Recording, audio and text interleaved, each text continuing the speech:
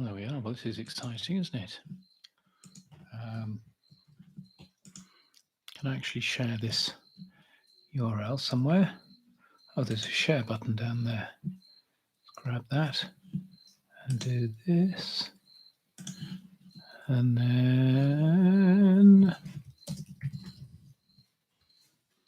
share it into Twitter. See what happens there.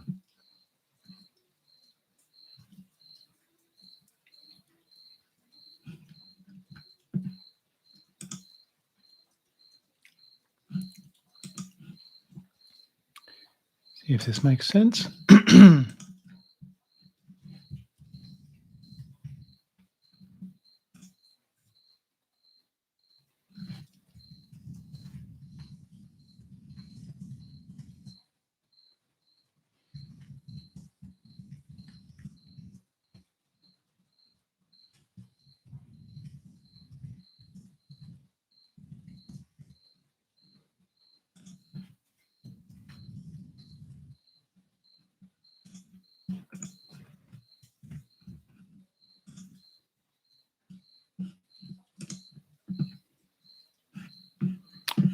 There we are.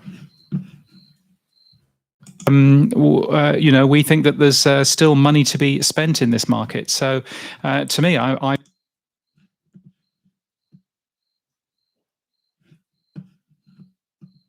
question is that actually? It looks as if it's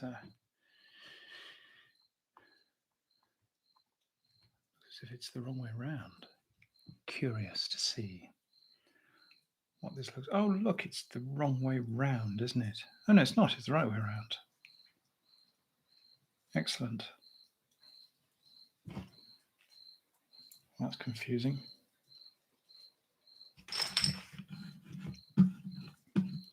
I wonder why it's such low quality.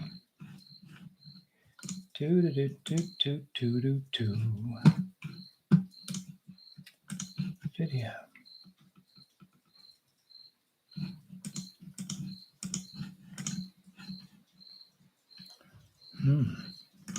See if I can make this a little bit better, shall we?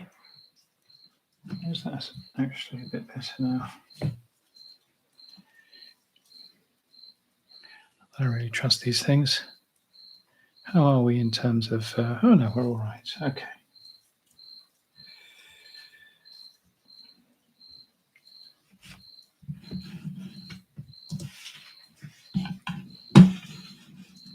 Still money to be spent in this market. So to me, I found that absolutely fascinating. But yeah, $3.5 billion that they're basically saying.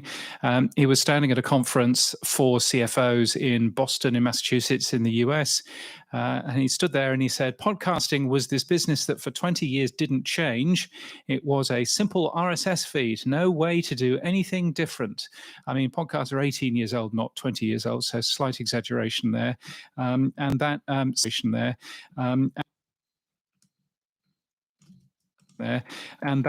simple RSS feed actually can, and that simple RSS feed actually can include all of the enhancements that Spotify has added to it. And one of the fun things that I might do over this Thanksgiving period is to do a little article, which is basically going, here are all of the new things that Spotify are doing. Here's the equivalent podcasting 2.0 namespace tag that they could have used to really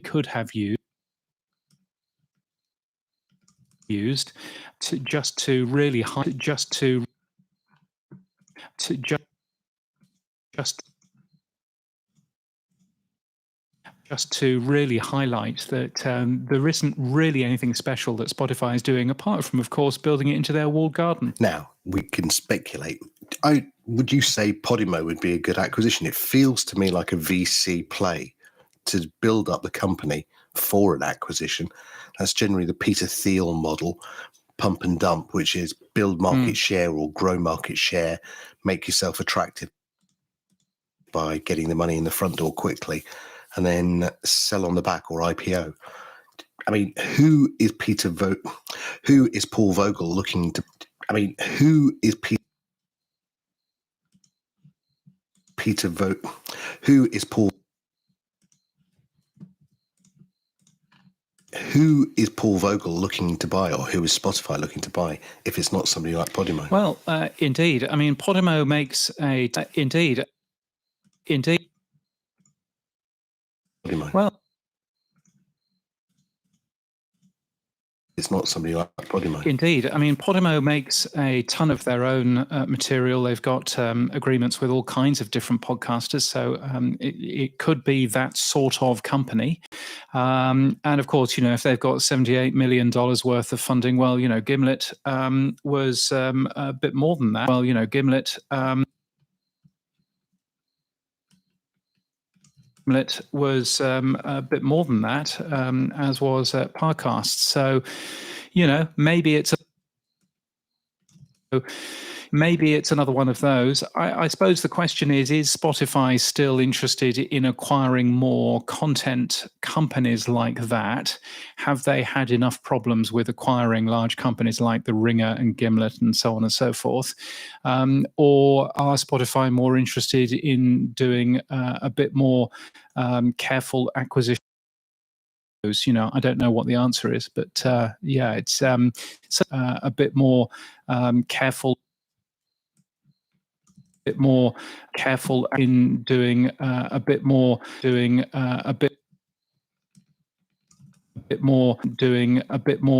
careful acquisitions of individual shows. I don't know what the answer is, but it's I'm assuming that you can hear all of this. I wonder where I can set. I've never used YouTube Live before. This is why I'm just having a little bit of fun trying to understand what's going on here. Assuming that you can hear this all okay, there's an edit button there. I've got no idea what that does. Edit settings, titles. Yes, no, we don't want any of that, do we? No, all right. That's all okay then. So hopefully you can hear this, and hopefully you can hear the output from the podcast as well. Hope you can. Oh, good. Chris Mackerel says you can hear both. Excellent. Certainly interesting seeing that. This isn't going to be the world's most exciting stream, I have to say, but still, there we are. And I think particularly this is a company which has its roots in Europe, doesn't have its roots in the US. So if Spotify is looking to grow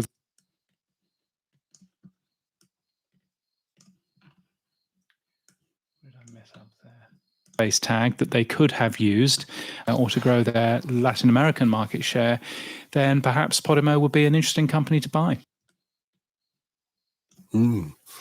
Now, acquisitions don't always seem to work, though. Perhaps Podimo would be an interesting company to buy. Acquisition. A bit too close, isn't it?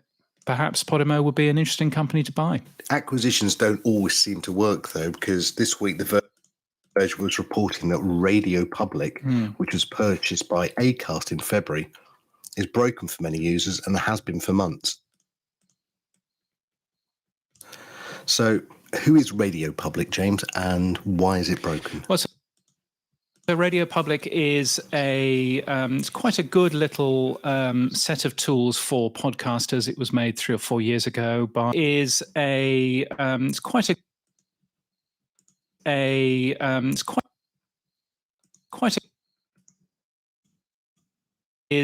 a good little set of tools for podcasters. It was made 3 or 4 years ago by a chap called Jake Shapiro, who now works for Apple Podcasts, and that's the reason why you've not heard from Jake Shapiro for 2 years, because as soon as you move to Apple Podcasts, you can't say a thing to anybody at all. Acast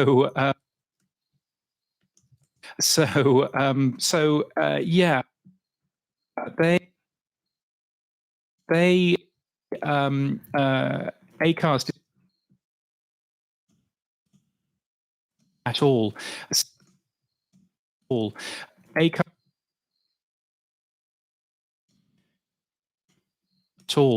Acast essentially bought the Radio Public product.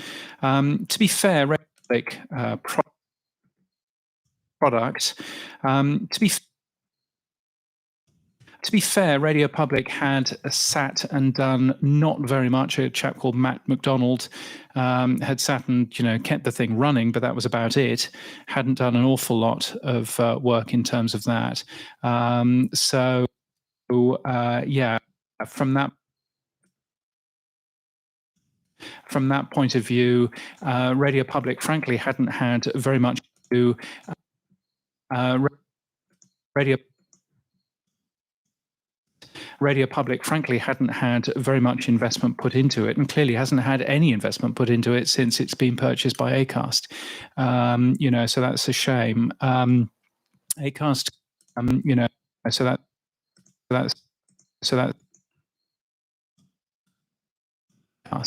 so that's a shame.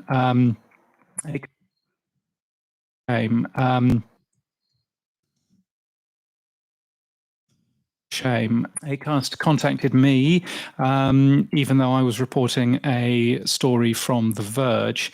They contacted me and they said, the issue resulted from a configuration change made by certain podcast hosting providers, which isn't actually true, and affected a small number of podcasters using such providers, and we fixed that.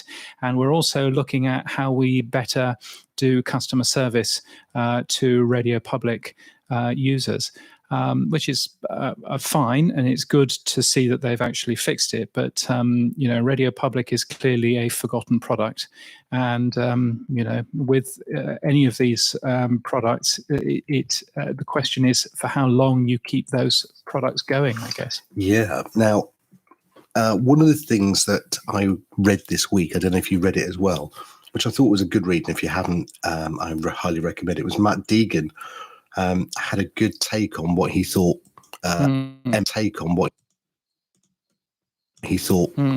M&A was going to look like, not just from Spotify's point of view, from the 3.5 billion war chest, but he also had a good review on why American companies successfully, like Wondery, as you said, Gimlet, Parcast, and all the others, get sold, but there doesn't seem to be an acquisition outside of the US in terms of making itself attractive, certainly not in the UK. Yeah, I think that's going to change.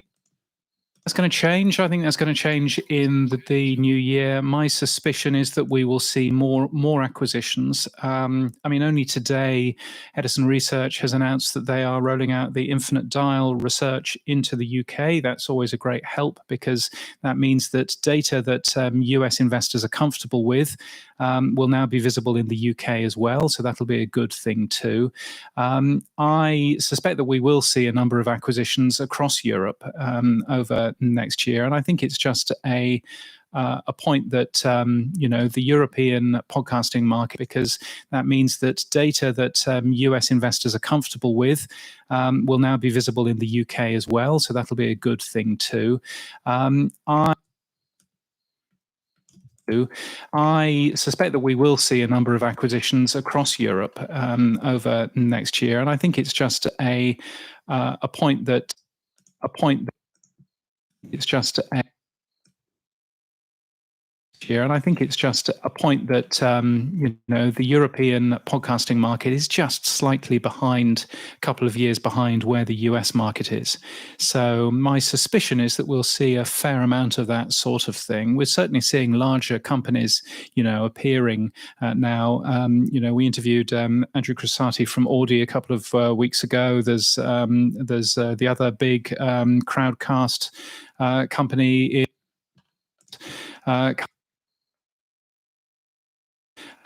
in Salford in the UK, obviously Podimo in Copenhagen, a large number of different companies in France as well, which always do their own thing too. So I suspect that we'll see a fair amount of that happening next year. We should go back and check a year later to find out how wrong I've been.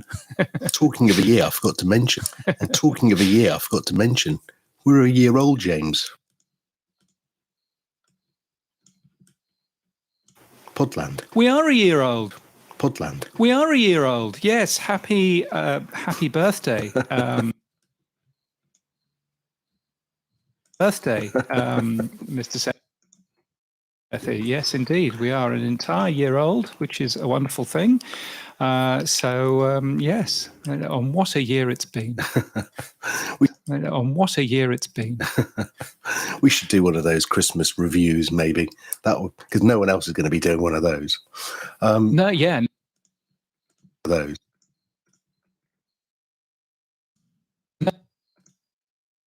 Yeah, nobody's going to be doing one of those. That'll be a new and bright content idea for the 21st century. Exactly. Yes. Now, one strange thing that Chris Messina spotted, and I'm sure you did as well, was Netflix and Spotify have come together to launch a Netflix hub on Spotify, and it includes playlists for Netflix shows and some additional audio. What are Netflix doing on Spotify? What are Netflix doing on Spotify? Well, I mean, you've been on record on this podcast in the past. Saying that Netflix are going to buy Spotify at some point. And I think you may be right to buy Spotify at some point. I think Spotify at some point, and I think you may be right, and perhaps this is just the first little date, first little date. This is the first dance between Netflix and Spotify. Who knows? But yeah, I mean, if you're a fan of Netflix stuff and you want to go and find playlists and stuff like that around your favorite Netflix shows, then Spotify has now added that sort of thing. Spotify was saying that basically there's a ton of user-generated playlists, and saying that basically there's a ton of user-generated playlists and a ton of those sorts of things going on anyway. I mean, they had a tremendous figure in terms of more than 100 playlists around a particular new brand new shows. So, for example, within the first your favorite Netflix shows, then Spotify was saying that basically there's a ton of user-generated playlists and a ton of those sorts of things going on anyway. I mean, they had a tremendous. Spotify has now added that sort of thing. Spotify, your favorite Netflix shows. Then Spotify has now added that sort of thing. Spotify was saying. Spotify was saying that basically there's a ton of user-generated playlists and a ton of those sorts of things going on anyway. New shows. So, for example, within the first brand new shows. So, for example,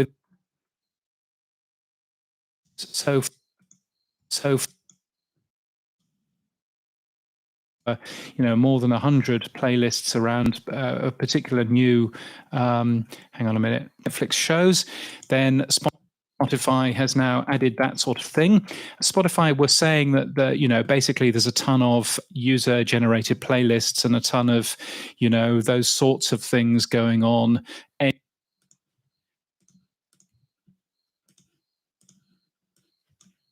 So, for example, within the first, those sorts of things going on anyway. So, for example, within the first 2 weeks of Squid Game coming onto Netflix, Spotify's listeners had created more than 22,500 themed playlists around Squid Game. So, wowee, there's a thing. So, being able to pull those into a Netflix hub so that you can see a little bit more of that is probably quite a nice idea. And that, of course, is one of the unique things that Spotify has that other platforms don't have, is just that wealth of user-generated playlists. Yes, YouTube Music has got user-generated playlists as well, but they're all unique to individual platforms, and perhaps that's one of Spotify's bits of secret sauce there. Well, they won't bring video across, will they? Well, they won't. It won't bring video across, will they? I mean, I know that Spotify started to expand its video player. You won't see more video coming across from Netflix, would you? No, I mean, no.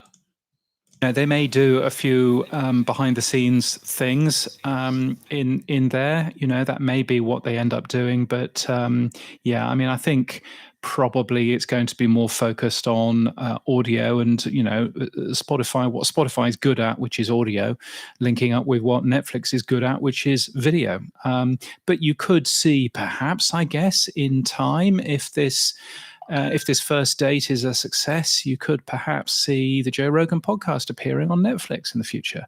Why would that not happen?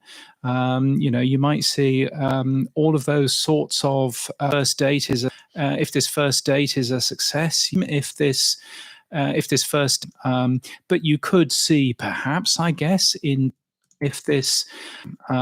but you could see. More video coming across from Netflix, would you? No. Netflix, would you? Perhaps, I guess, in time, if this first date is a success, you could perhaps see the Joe Rogan podcast appearing on Netflix in the future. Why would that not happen? You might see all of those sorts of partnership, appearing on. Why would that not happen? All of those sorts of partnerships happening. So it's would that not happen? All of those. It's early doors. It's earning. So.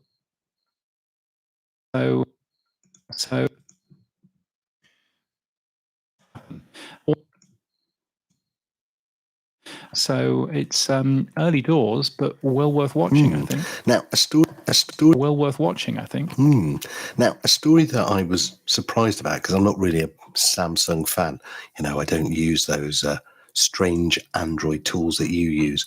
But Samsung has suddenly entered the market? They're just so off my radar. But this week they launched a Listen tab here in Europe. And now you can add your own podcasts into, I guess, UK, Germany to,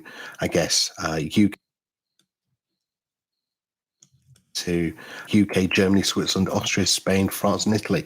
So they've really gone for a European play. I did add some of my podcasts just to see what it was like. It's pretty simple to do. But why is Samsung getting into this market now? I think Samsung. I think one of the things that Samsung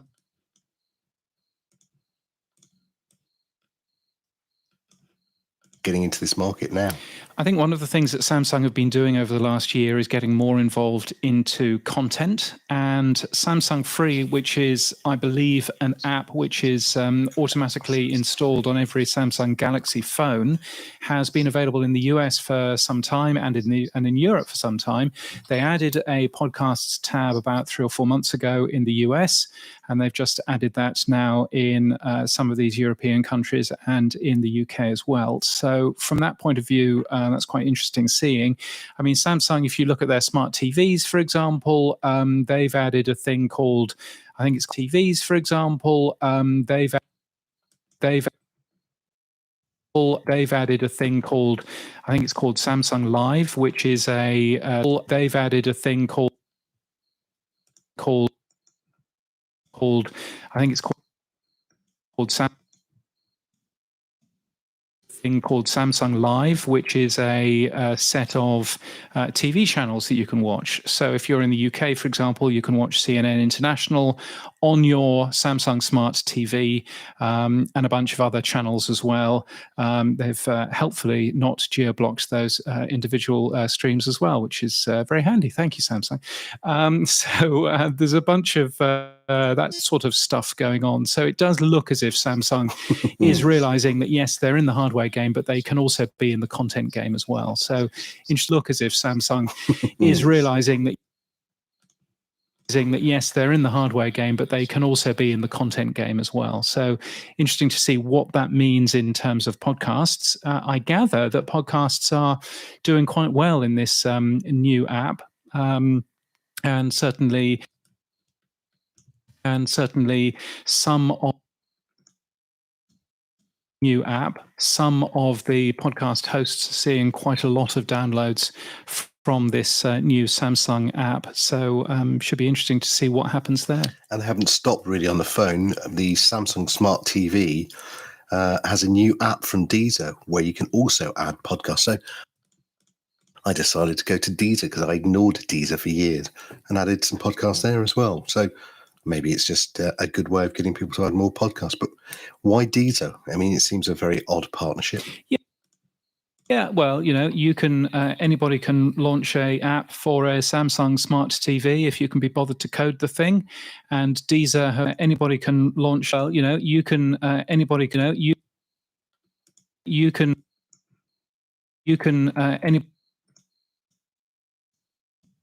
anybody can.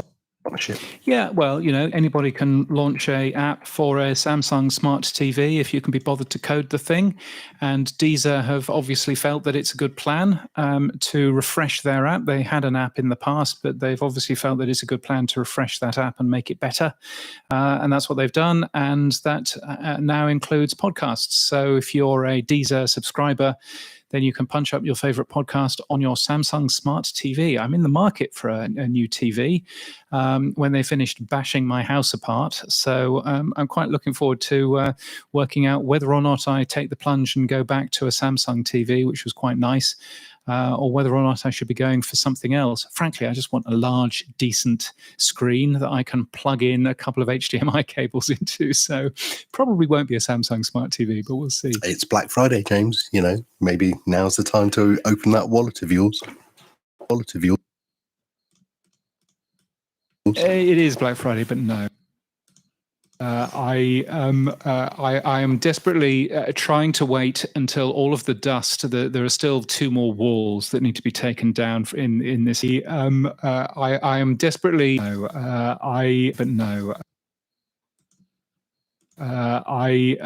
Trying to wait until all of the dust. There are still dust. There are still.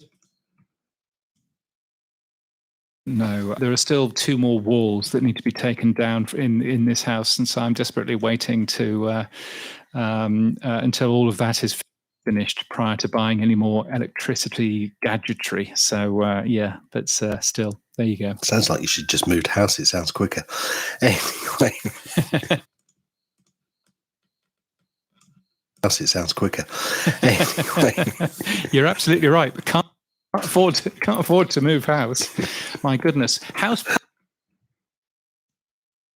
You're absolutely right. But can't afford to move house. Absolutely right. But can't afford to move house. My goodness, house prices here in Brisbane have gone up by 25% in the last year. 25%. It's all gone a little bit mad as people have been desperately trying to escape Sydney and Melbourne. So yeah, it's definitely the place to be doing renos in, I'll tell you. No, I thought it was more to do with the Olympics coming to you boys, but there you go. Well, yes, and that too.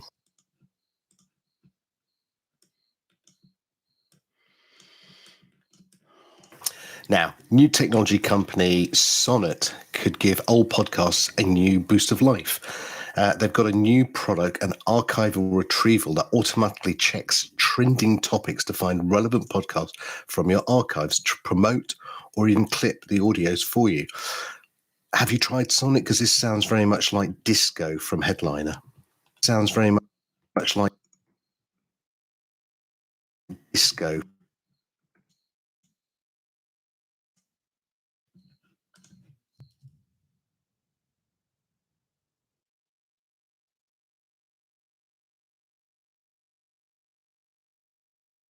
Very much like Disco from Headliner. Yeah, this I think is a similar thing to Disco from Headliner. Yeah, this I think is a similar thing to Disco from Headliner. What this enables you to do is it basically goes through your entire podcast archive, but it automatically works out what is currently trending on social media, and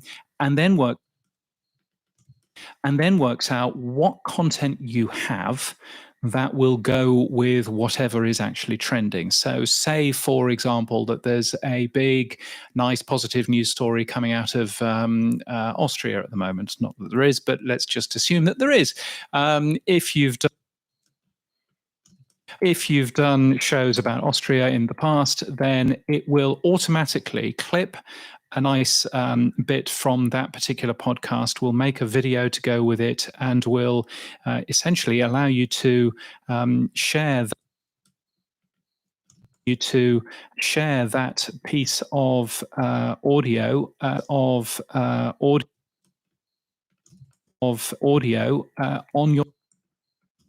on your social media platforms completely automatically. It's an Australian thing, comes from Melbourne, and interestingly, the company which runs it, Sonant, was invested in by SCA, by one of the big commercial broadcasters here. So clearly they see that there's some future there in how it works. But to me, that looks like a very clever way of using, new technology to grow technology to grab old content that you have and get more value out of it. I think it's very clever. Bleed the content, as they say, bleed it dry. Now, Chartable has launched Smart Analytics. Brian Barlett. Now, Chartable has launched Smart Feeds, a new tool that mirrors your RSS feed and makes it easier to switch podcast hosts and enable Chartable Analytics. Brian Barletta from Sounds Profitable was raving about this as a feature. He thought it was great. I'm not quite sure I understand why you need to mirror your RSS feed and what the benefit is.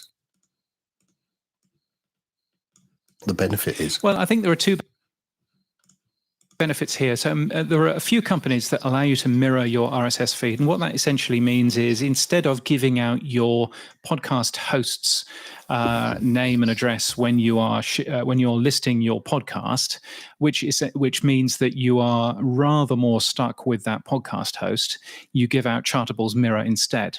And that then means that you end up with, you can move where your podcast is, and you don't have to name and address when your podcast hosts mirror your RSS feed. And what that essentially means is instead of giving out your podcast hosts name and address when you're listing your podcast, which means that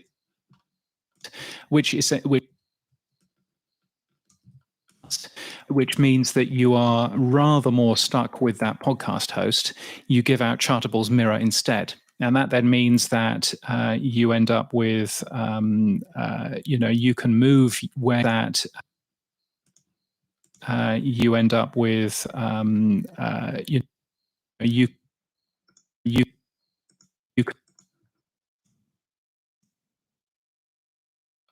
that you can move where your podcast is, and you don't have to tell anybody, you don't have to hope that everybody realizes that your podcast feed has changed, because they're all getting it from this mirror. So there's a good benefit there in terms of that. I think what Chartable are doing here is they're also adding a bunch of their analytics on the top of that to make it easier for you to do the Chartable analytics and measurement that Chartable ends up doing. One of the things that I've suggested to Dave is that you take that Chartable feed, take that Chartable feed, but you can also add additional Podcasting 2.0 tags into that, because I think that might be an interesting way. Because I think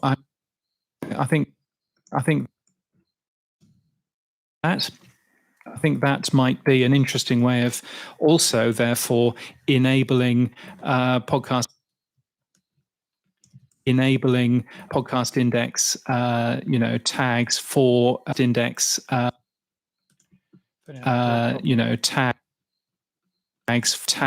tags podcast index tags for podcast hosts that don't currently support them. So that might be quite an interesting plan. So to me, I think that I think that's quite a neat and quite a clever thing that they're doing. Curiocaster has a Curiocaster RSS generator, which does exactly that too, by the way. But it's a self-hosted thing, so you need a server to host that on. But that might be another alternative if that's the sort of thing that you're having a look at. Now, Brian, again, talking of our friend Brian, he was a little bit miffed this week about Apple. Have you given Apple any ratings recently for their app? I haven't, but Their app. I haven't, but by the looks of it, quite a few people have. But by the looks of it, quite a few people have, and they've given some very high ratings, and they've said, "We love this podcast." Which isn't really what they should be rating the app on. They should be rating the app on the app, which isn't really what they should be rating. They should be rating the app on. They should be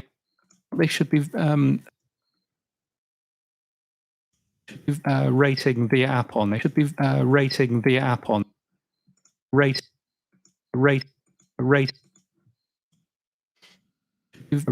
the app.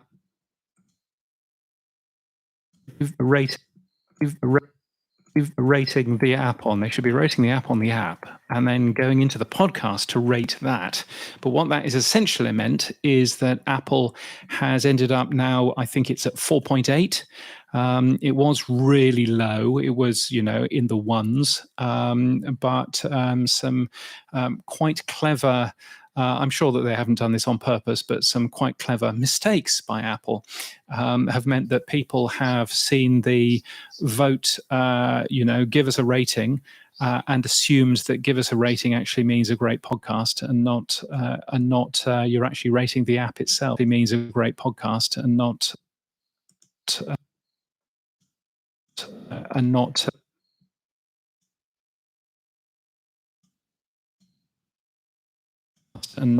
You're actually rating the app itself. So it's quite interesting that. Yes. Badly worded or the app itself. Yes. So it's quite interesting that. Badly worded or well worded, depending on which way you're looking at it.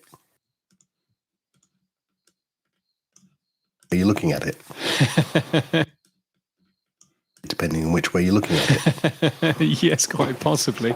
But I mean, Apple is fascinating. The Apple Podcast app is fascinating because in this week's Sounds Profitable, Brian talks very much around the amount of promotion that Apple is currently giving Apple Podcasts paid subscriptions. And that is where they are really doubling down on the promotion that they're giving. And what Brian was suggesting, what Brian was suggesting is that you should probably look at a paid channel because that way Apple will promote the heck out of you. So maybe that's what we should be doing. I don't know. But I thought it was an interesting point by Brian having a look at that. Now, Verbal, a platform I've not really used myself, has come out of beta and it's adding more advertising to the platform. The company offers a revenue share, but says it's currently honouring requests to keep your station ad-free. And of course, it's doing what everyone else seems to be doing, which is click here to claim your podcast. Who or what is Verbal, James? Yeah, so Verbal is They're not the only company that says claim your podcast here. It feels like this week for me at that Good Pods, which feeds, and that's upset the Podfather a little bit, I believe, as it's currently honouring requests to keep your station ad-free. And of course, it's doing what everyone. And of course, it's ad-free. And of course, it's doing what everyone else seems to be doing, which is click here to claim your podcast. Who or what is Verbal, James? Yeah, Yeah. So Verbal is I think it's trying to be another. I think.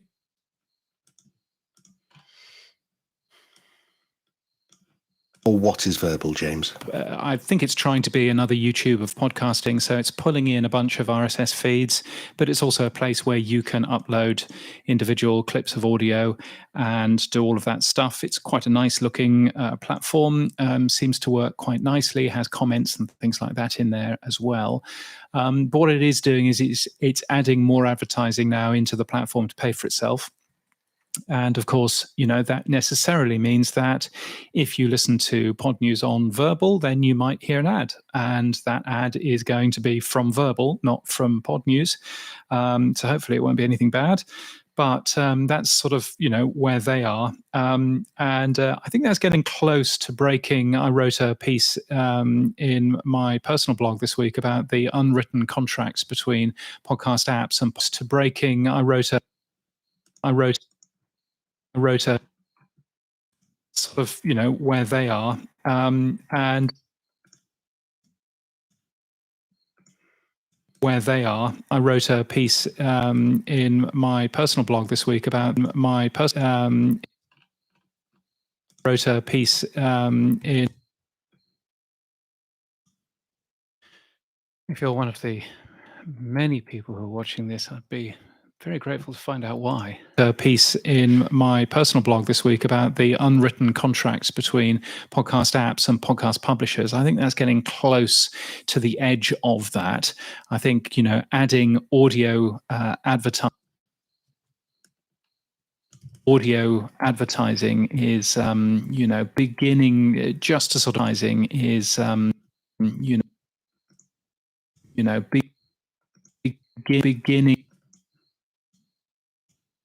beginning just to sort of push the boundaries there a little bit. But, at least they are saying that you can opt out of that, and that's all fine. They're not the only company that says claim your podcast here. It feels like this week for me with Samsung and Deezer and Verbal. It's everyone's going for a land grab of claim your podcast. Everyone's going for a land grab of claim your podcast. But having said that, Good Pods, which we looked at a couple of weeks ago, have been emailing podcasters using the email addresses they found in the RSS feeds. And that's upset the Podfather a little bit, I believe. What's Good Pods done, or Bad Pods as they should be now called? So Good Pods as they should be now called. So Good Pods it's a pretty good app. It's quite nicely done. But again, they are asking you as podcasters to claim your feed. They're asking you to go in and enter your Patreon details or your Venmo details or any of that stuff so that you can get a tip button within the Good Pods app. And that's all fine. And the problem with RSS is that, you do have to do this claiming dance with quite a lot of different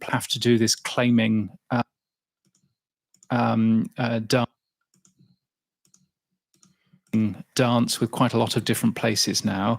I suppose there's two bad things out of that. Firstly, they're just emailing the email addresses that appear in RSS feeds, which isn't actually legal in Europe, is legal in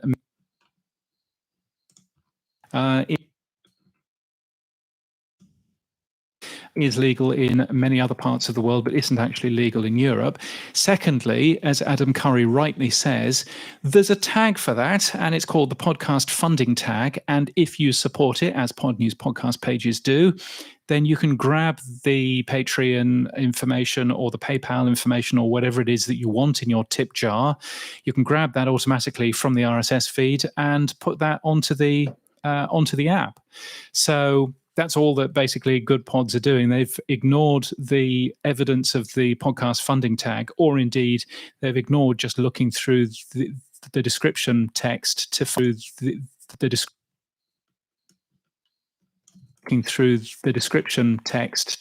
any link to Patreon or to PayPal, and they're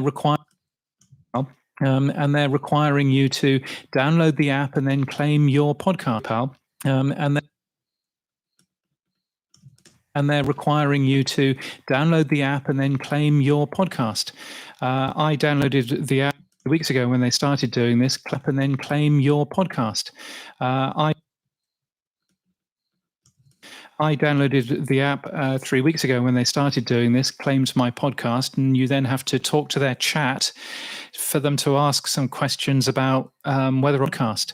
I downloaded or not, you really do own the Patreon that you've submitted. But yeah, it's just one of those that if I try again. But yeah.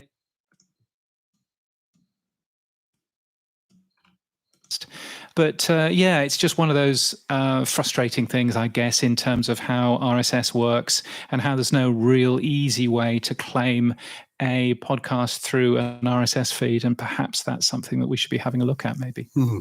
How many companies do you think support the funding tag right now? Maybe you could companies host or podcast tag right now. Companies in terms of maybe podcast hosts or podcast apps. Podcast apps.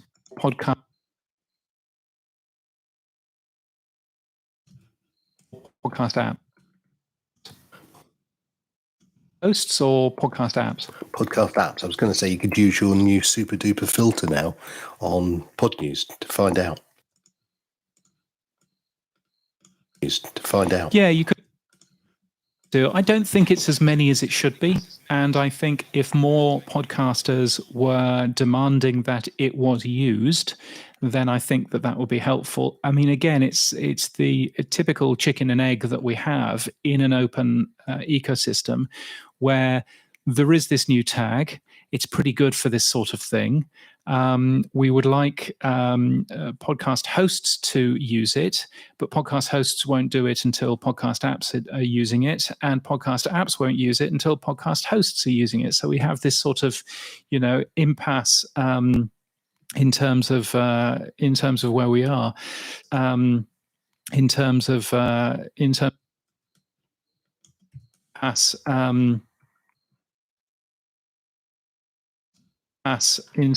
we are. So yeah, it would be really good if anyone was to put their foot forward and going, yes, we will support the podcast funding tag. And somebody like Good Pods doing that would, I think, be really helpful in the uptake of the podcast funding tag. Yeah. Well, I've got some good news for you, James, because I caught up with Franco Soleri from Customatic.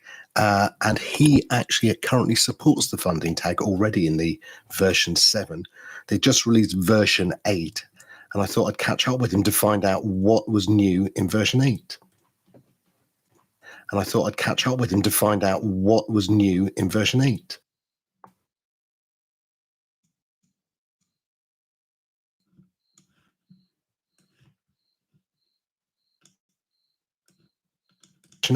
Customatic 8 is all about podcasting 2.0 features. I've been looking at podcasting 2.0 discussions on the social, on Mastodon for some time. It's released version 8. And I thought I'd catch up with him to find out what was new in version 8. Customatic 8 is all about podcasting 2.0 features. I've been looking at podcasting 2.0 discussions on the social, on Mastodon for some time.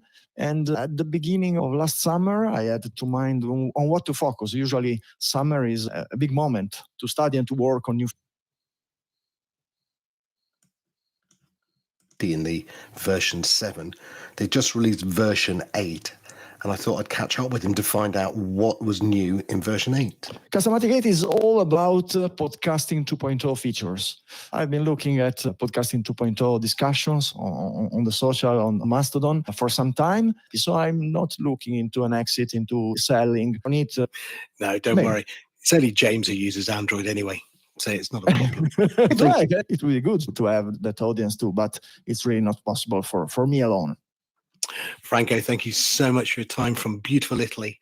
Take care. It was a pleasure. Thank you. Thank you very much. Franco Soleri, who is the developer of...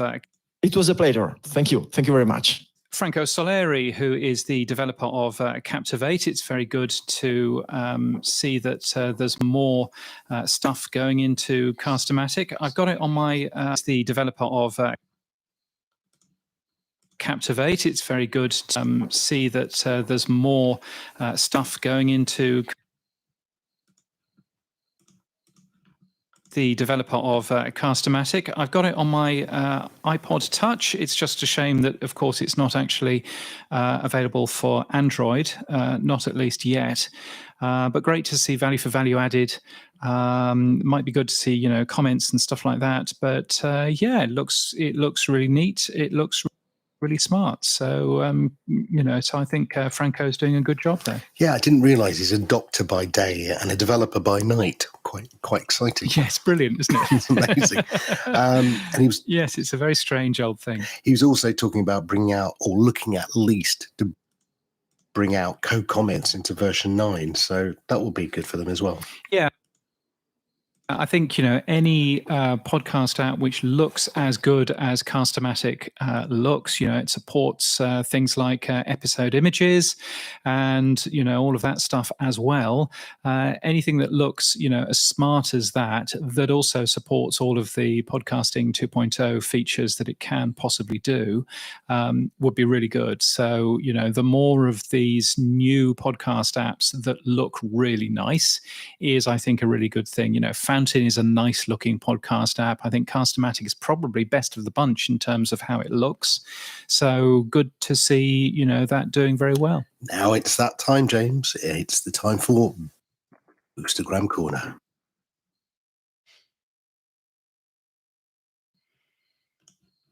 It's the time for Boostergram Corner. And now, time for Boostergram Corner. And now, as the French say, it is time for le boost. Oh, it is time for Boostergram Corner, and thank you. It's time for le boost. The French say, it is time for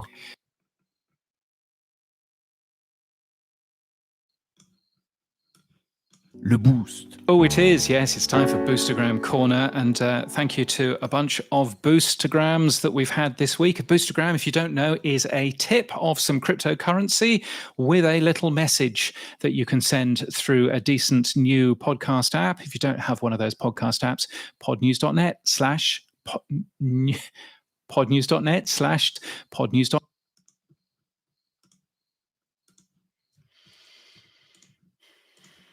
One of those podcast apps, podnews.net/new podcast apps.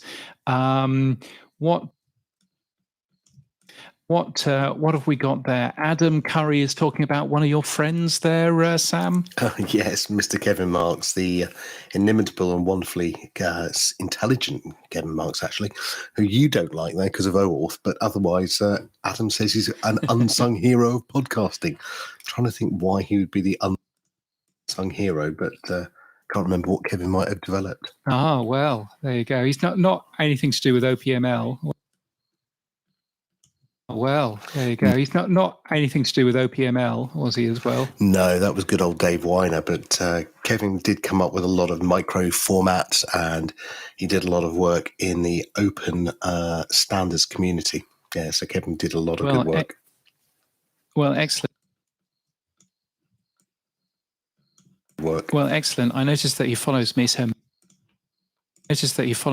maybe I might ask him to come along and come onto this particular show. Thank you, Adam, for your boost, 5,000 sats. I might ask him to come along and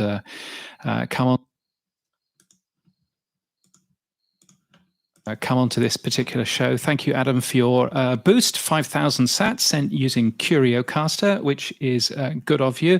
And another 2222 sats, that's all the little ducks, sent using CurioCaster as well. He's picking us up over the mention of Odeo, which I made last week, around, of course, Odeo, which is the thing that eventually turned into Twitter that Ev was the boss of, Ev and Jack. Adam says,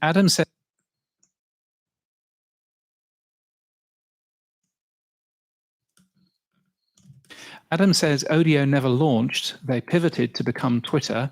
I disagree with the Podfather here. Says audio never launched. They pivoted to become Twitter. I disagree with the Podfather here because I think that they did launch. And in fact, I've got the proof because I've got the emails still in my Gmail account from 2004, which is basically, you know, one of them is asking me to change my password. Another one is some announcements from Evan Jack. Another one was some new features that they were doing. So I think that they did launch, but I don't think that Audio existed for very long. I don't remember. And I think one of the big problems with Audio was that there wasn't an easy way to get stuff from Audio into your iPod at the time, because there was, no, of course, no such thing as an app.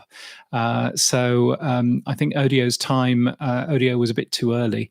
But I think that they did launch, but they didn't launch for very long. So I'll give you that, Adam. Thank you for that tweet as well. Maybe Audio will become part of Medium because they seem to be getting into audio. Who knows? Now, we had one from Mere Mortals. It says, come on, fellas, there's only one other consistent booster grammar. I was restricted by the breeze limit. MM equals Mere Mortals. So did we say something wrong? Yes. If you remember... Yes, if you remember last week, we were there going, we're not quite sure who MM is, but thank you very much. It is, of course, Kyrin from the Mere Mortals podcast, which is a very good podcast, which you should all go and have a listen to. And Kyrin, sorry for not recognizing MM being Mere Mortals. Now we know. So thank you. He's also interviewed the pod Mortals. Now we know. He's also interviewing. So thank you. He's interviewing the Podfather this week, I believe, and he's also interviewing. He's interviewing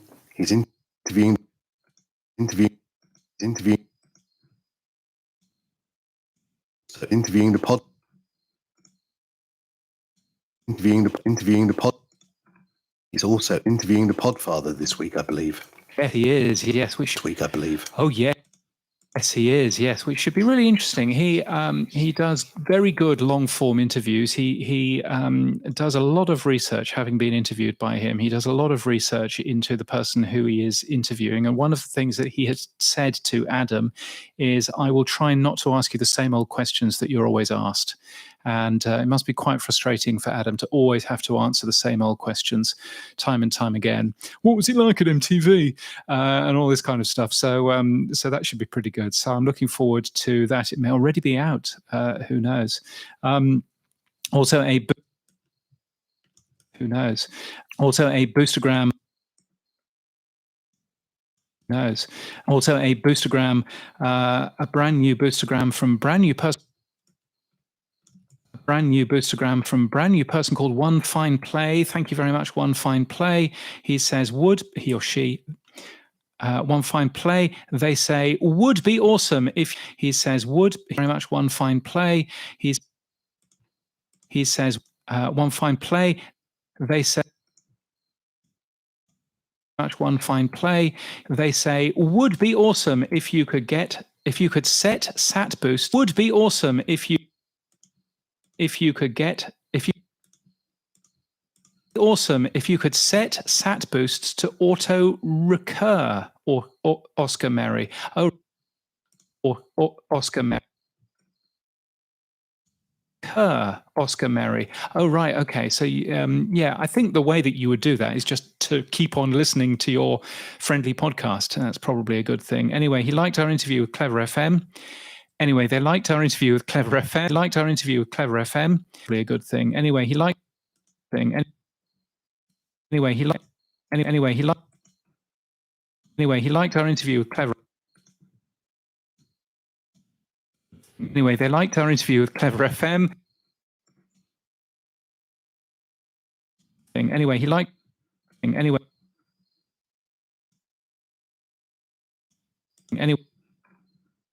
Anyway, they liked. Anyway, probably a good thing. Anyway, they liked our interview with Clever FM, and they say, love to hear their approach. Peace and love, boys. Peace and love. Hashtag Anton Deck. Yeah, this is not catching on. I am not taking that. This is not catching on. I'm not having that. I'm not having that. It's either Anton Deck or Bucks Fizz. I'm not having either of those two things. So thank you very much. And finally, Oscar Merry himself boosting Four Little Ducks from Fountain. Such high signal content in every episode. Can't miss a Podland. Thank you so much, Oscar. That's very kind of you. Okay, before we move on, James, I'm trying to work out how the hell I get Lisa Laporte's interview in there. Well, how about we do something like this? So always really good to have so many booster.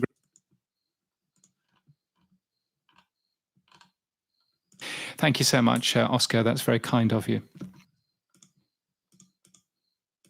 That's very kind of you. So always really good to have so many boostergrams from lots of different people. Again, as I say, podnews.net/new-pod. So much, Oscar. That's very kind of you. Thank you so much, Oscar. That's very kind of you. And now, as the French say, it is time for le boost. So always really good to have so many boostergrams of you. And Oscar, that's very kind of you. and now, as the French It's very kind of you. and now, Kind of you. and now, as the French say, it is time for le boost. So always really good to have so many boostergrams from lots of different people. Again, as I say, podnews.net/new-podcast apps is where to find a decent podcast app that supports them. And always really good to hear from Adam Curry as well, who is one of the OG, one of the... That's very kind of you. And now, Of you. Of you. and now, le boost. So always really good to have so many. Always really good to hear from Adam Curry as well, who is one of the OG, one of the old guard in terms of podcasting, but quite rare in that he is both old guard in terms of he was there at the beginning, but is also really keen in moving the industry forward. So great to hear from Adam. And another one of those people is Leo Laporte, who has put together Twit, the This Week in Tech network for many, many years. I last spoke to Leo in, I think, 2000 and maybe 2006. I got him speaking at a conference or other, but you managed to speak to the next best thing, Sam, haven't you? Yeah, I called up with Lisa Laporte, the CEO of Twit, also his wife as well, but she wasn't his wife when they were working together originally. Lisa basically gave me, also his wife as well, but she wasn't his wife when they were working together originally. Lisa basically gave me the time, which was great. I'm a big fan of Twit. I have been for many years. It's 15 years ago that they started the podcast network, so they're quite prescient in their timing. When many people dropped off the cliff with podcasting, they kept going. And yeah, it was great. We should talk. If you're still watching, Carl, then yes. The quick answer is yes, there's the clips in this little window here, and I can just pull clips out and drop them in, and away they go. And you can see them re-leveling themselves and stuff like that. So yes, it's a good little tool really for that sort of thing. CPM rates, the revenue go that they started the podcast network, so they're quite prescient in their timing. When many people dropped off the cliff with podcasting, they kept going. And yeah, it was great. She talked about CPM rates, the revenue they're generating, and how they keep which shows and which shows don't. So yeah, I asked Lisa, first of all, tell me, what is Twit TV? Twit was created. Oh no, that's no. Come down there. Twit was created by Leo Laporte, who's the founder of the network, and for full disclosure, he's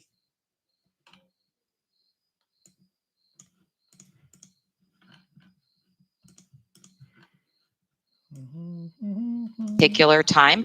We reach over 30, and he created this network because he wanted to cater to this particular audience. We want to cater to the time.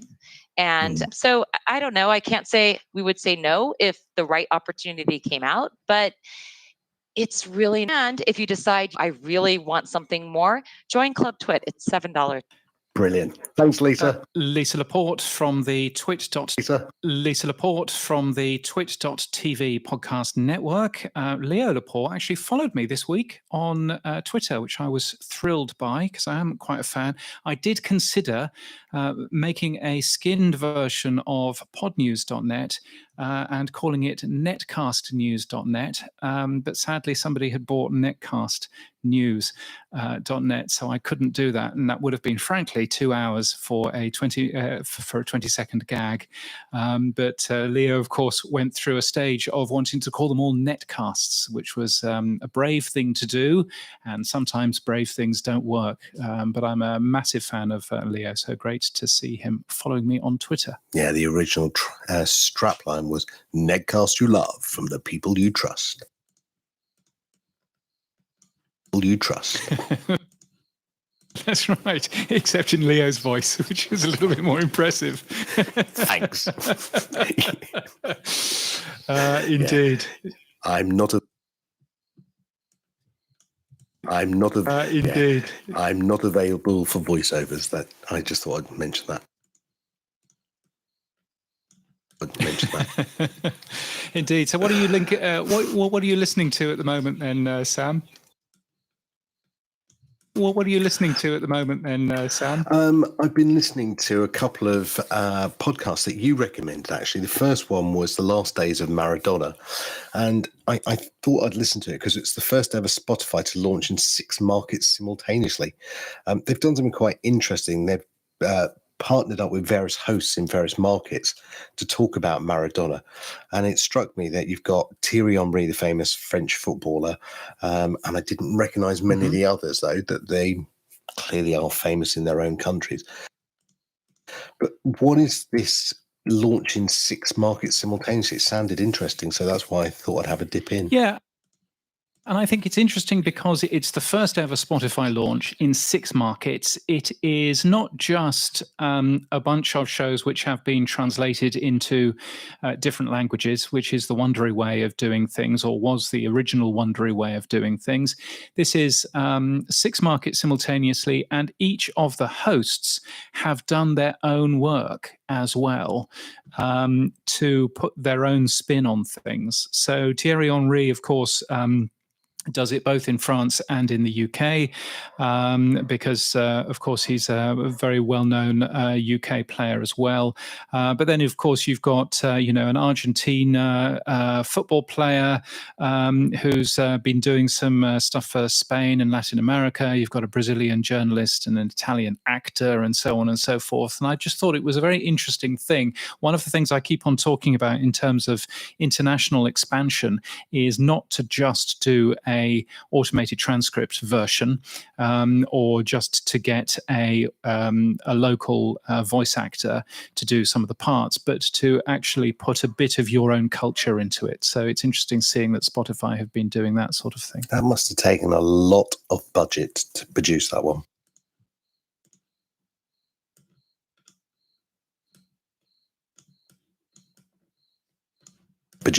Yeah. I'm sure it did. I'm absolutely sure it did. But I think that's one of the benefits of Spotify's $3.5 billion, that they can do some large things like that. It's produced by Adonde Media, and Adonde Media is one of the perfect companies to do this sort of thing. They've done a bunch of these sorts of things in the past. So really good to see a bit more of that going on. Now the other podcast that excuse me. Now the other podcast that going on.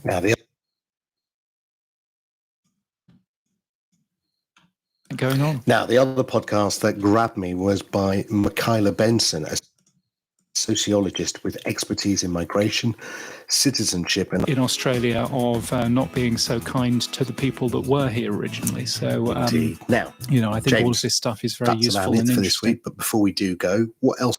Were here originally. So, Indeed. Now, I think all of James, this stuff is very.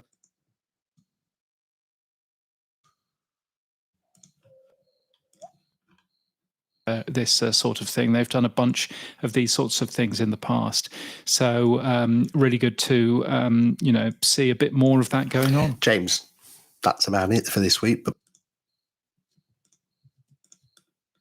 More of that going on. James, that's about it for this week. But before we do go, what else has happened for you in Podland? Oh, so I ended up this morning. This morning. I ended up driving with my microphone and my headphones to find a quiet car park somewhere, because there's a lot of renovation going on in this house. Lots of walls being taken down and all of that. And I needed somewhere quiet to record the Sound Off podcast. What I learned, which is with Matt Cundall, which comes out I think next week. What I learned is that driving up to the top of a hill may be a nice quiet place in terms of parking, but it isn't a very good place in terms of mobile reception, because you're at the top of a hill. You've got lots of coverage, yes, but it's all useless coverage, because as soon as you try using it, it doesn't work. So I ended up having to drive most of the way down the hill again. I found this brilliant car park, which was it's normally full over the weekend of weekend walkers. It was just me and one other car, and I thought, this is great, and there's coverage here. I'm in proper 5G coverage here, so this is great. It's perfect. There's just one other car, and they're all the way over there. And as soon as I started getting my microphone out and everything else, then all of a sudden the sound of the saxophone from the other car started, and it was a guy who was practicing his saxophone. And bless him, car started, and it was a guy who was practicing his saxophone. And bless him, he was doing it in the middle of nowhere so that he didn't annoy the neighbours. And of course, the one neighbour he was annoying was me. So so that was fun. So I'll be on the Sound Off podcast with Matt Cundall next week, which is a Canadian podcast all about radio and podcasting. And I was also on Radio New Zealand over the weekend, where essentially I was shouted at by an old lady who was very upset that in 20 years ago I had that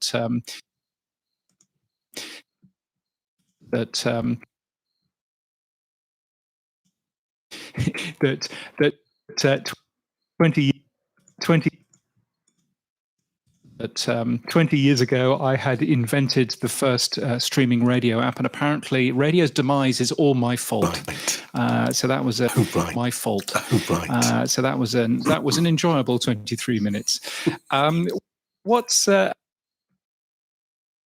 happened for you over the last week, and what's happening for you? What's happened for you over the what's happened for you over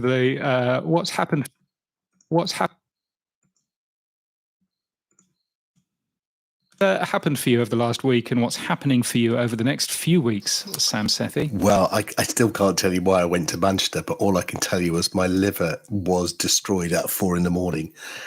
There's a story there. Oh, okay. But that's between you and I, James. No one else needs to know.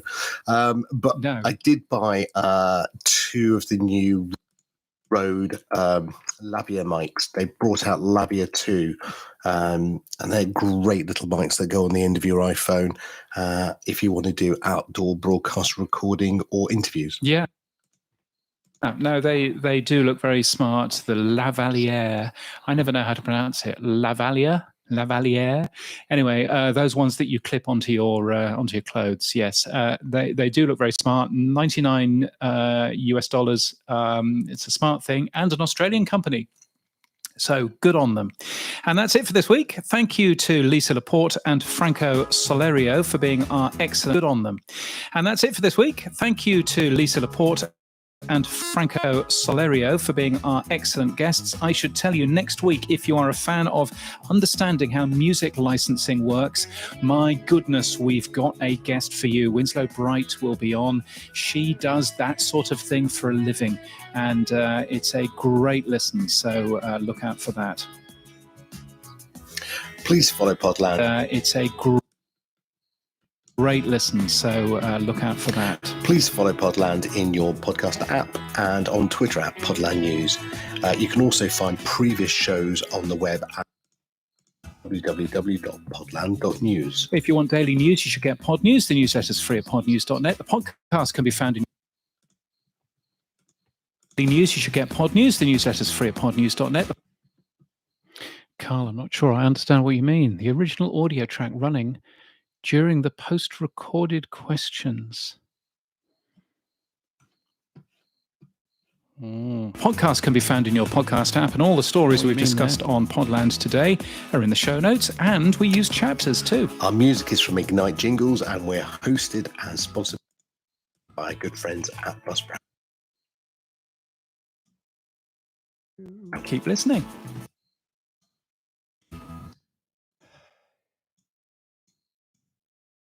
Buzzsprout. Keep listening.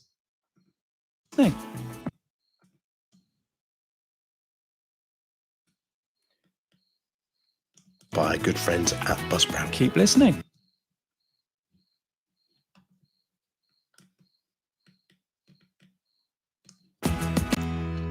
Daily news, you should get Podsprout. Keep listening. Ah, yes. Yes, so track 1 is me. Track 2 is Sam. And Sam uses cheap headphones, so you can hear me bleeding through, which is why I have to kill all of his stuff. But thankfully, I'm in a relatively quiet place. So that's why I can kind of get away with it by leaving those there. So that makes sense. Right, I'm just crudely back-timing this bed thing, and an Australian company. So good on them. And that's it for this week. Good on them. And that's it for this week. Thank you to Lisa Laporte and Franco. And we use chapters too. Our music. Now, I've got to go in and do all of those chapters now, which is fun. Welcome to Podland, Radio station here in the UK. Hi, I'm Lisa Laporte. I'm the Stereo, talking about the Castamatic app to host, promote, and track your podcast. Podland is a weekly podcast with. Oh, now I need to pull up the chapters. Where are the chapters? There they are. Command Shift Enter. Right. Your podcast. Podland is a weekly podcast where James and I delve deeper into the week's podcasting news. And the big news this week, James, is that the Copenhagen-based podcast production And the big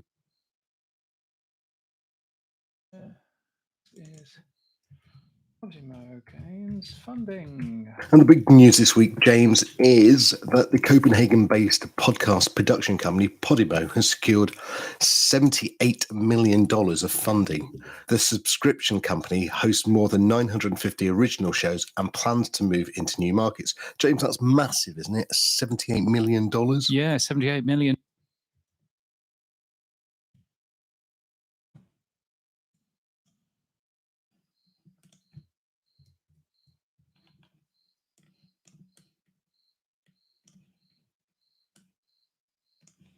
$78 million? Yeah, $78 million is quite a large amount of cash. So this company is based in Copenhagen in Denmark and has a bunch of good things. So cash grow out. Oh, and they're in... One of their US Verbit, a voice $8 million sounds like a lot.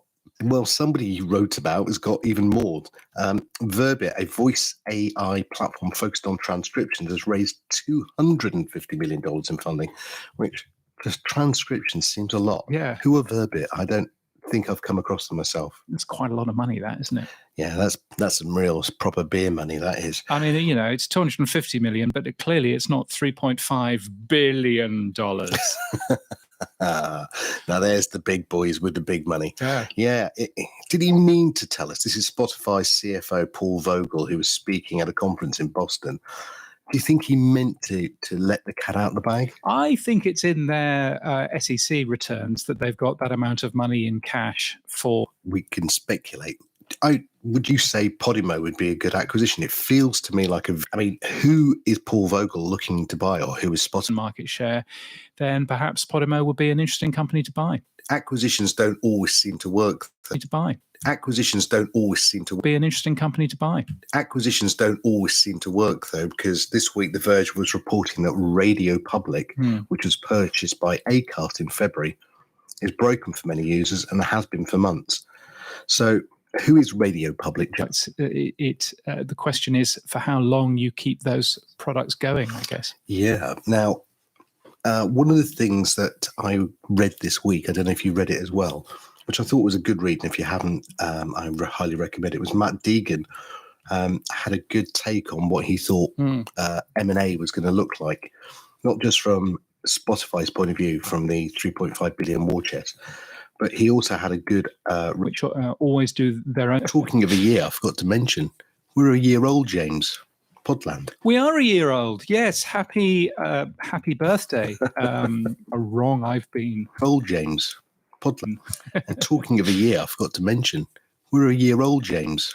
We should do one of those Christmas reviews, maybe. That would, because no one else is going to be doing one. What is Netflix doing on Spotify? Well, Spotify have come together. One strange thing that Christmas Eve. Now, one strange thing that Chris Messina spotted, and I'm sure you did as well, was Netflix and Spotify have come together to launch platforms, and perhaps that's one of Spotify's bits of secret sauce there. They won't bring video across, will they? I mean, I know that Spotify started. Now, a story that I was surprised about, because I'm not really a Samsung fan. You know, I don't use those strange Android tools that you use. But Samsung has suddenly entered the market? They're just so off my radar. But this week they launched a listen tab here. There's a bunch of what happens there. And they haven't stopped really on the phone. The Samsung Smart TV has a new app from Deezer where you can also add podcasts.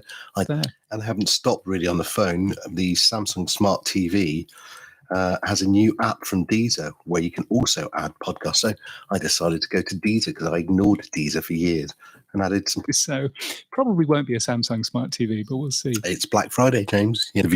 Sounds like you should just move house. It sounds quicker. My goodness, how doing Renault's in, I'll tell you. No, I thought it was more to do with the Olympics coming to you boys, but there you go. Well, yes, and that too. Now, new technology company Sonnet could give old podcasts a new boost of life. They've got a new product, an archival retrieval that automatically checks trending topics to find relevant podcasts. Out of it, I think it's very clever. Bleed the content, as they say, bleed it dry. Now, Chartable has launched Smart Feeds, a new tool that mirrors your RSS feed and makes it easier to switch podcast hosts and enable might be another alternative if that's the sort of thing that you're having a look at. Now, Brian, again, talking of our friend Brian, he was a little bit miffed this week about Apple. Have you given Apple any ratings recently for their app? I haven't, but by the looks of it, quite a few people have, and they've given some very high ratings, and they've said, we love this podcast. Worded or well worded, depending on which way you're looking at it. Brian, having a look at that. Now, Verbal, a platform I've not really used myself, has come out of beta and it's adding more advertising to the platform. The company offers... saying that you can opt out of that and that's all fine. They're not the only company that says claim your podcast here. It feels like this week for me with Samsung and Deezer and Verbal. But having said that, good claim your podcast. But having said that, Good Pods, which we looked at a couple of weeks ago, have been emailing podcasters using the email addresses they found in the RSS feeds. And that's something that we should be having a look at, maybe. How many companies do you think support the podcast apps? I was going to be helpful in the uptake of the podcast funding tag, yeah. Well, I've got some good news for you, James, because I caught up with Franco Saleri from Customatic, and he actually currently supports the funding tag already in the version 7. They just released version 8. It was a pleasure. Thank you. Thank you very much. Franco Soleri, who is the developer of Franco, thank you so much for your time. It is right now would need many years of work. So it's really difficult.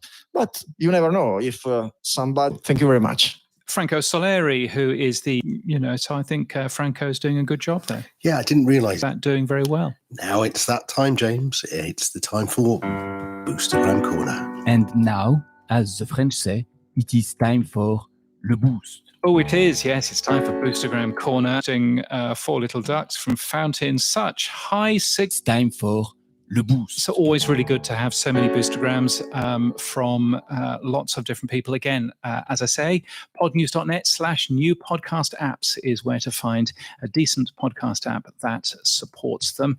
And always really good to hear from Adam Curry. How they keep which shows out network. Thank you so much.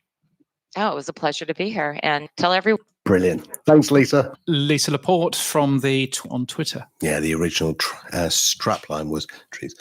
But what is this launch in 6 months? Thought I'd listen to it. What are you listening to at the moment then, Sam?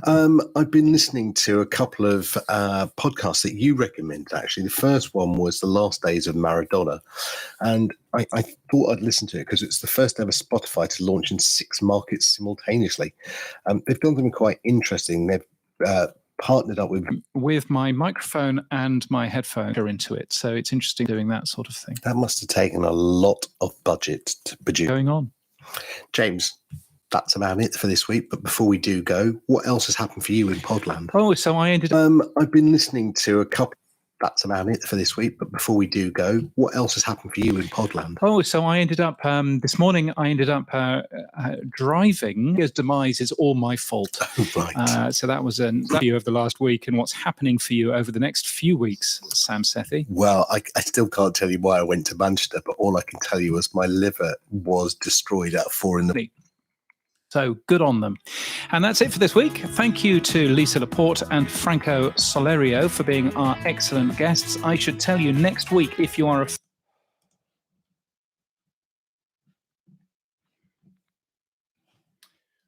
Well, there we are.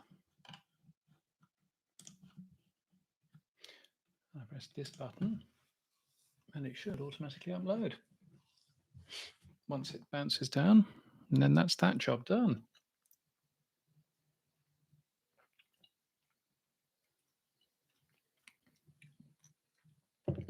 So how long has that taken?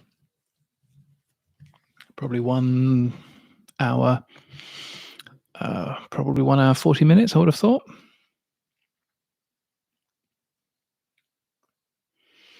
And there it is, analyzing all the way through.